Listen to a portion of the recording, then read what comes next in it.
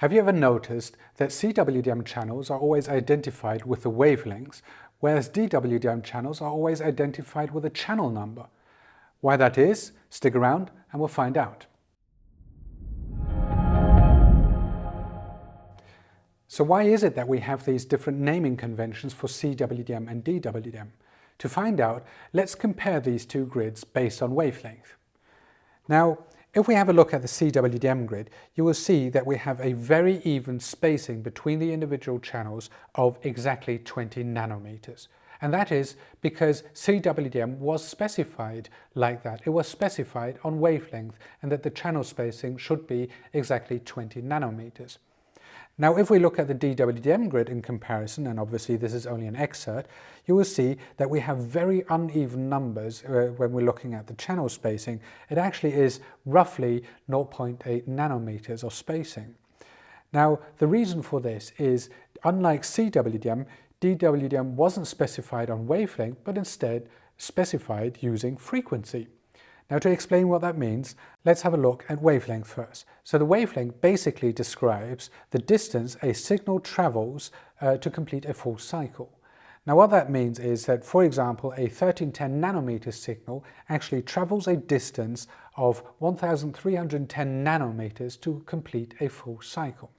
Frequency, on the other side, looks at the signal in a different way, because a frequency actually describes the number of cycles that occur during a certain period, a fixed period of time.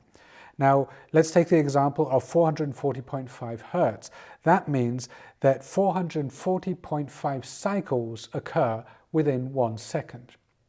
Now, if we take that and then translate those odd wavelengths that DWDM has into frequency, you will actually see that the channel spacing is very even when you're looking at it in a frequency point, from a frequency point of view.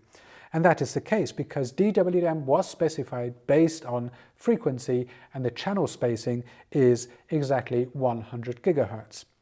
Now, if we look at these numbers, they're still very big and bulky, and it is very difficult to communicate with these numbers.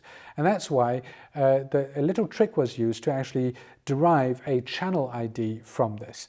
So if we have a look over here, you can actually see that that frequency, actually the two numbers there in the middle, they actually translate to the channel ID. So in other words, you've got the 194.2, and that 4.2 then translates in the channel 42, or the 194.1 translates into the channel ID 41. And that's where we end up with that channel ID for DWDM. So that is the reason why we have these two different naming conventions between CWDM and DWDM. I hope you learned something today and that you liked this video. If so, please leave a comment. Stay tuned for more videos to come, and thank you for watching. See you soon.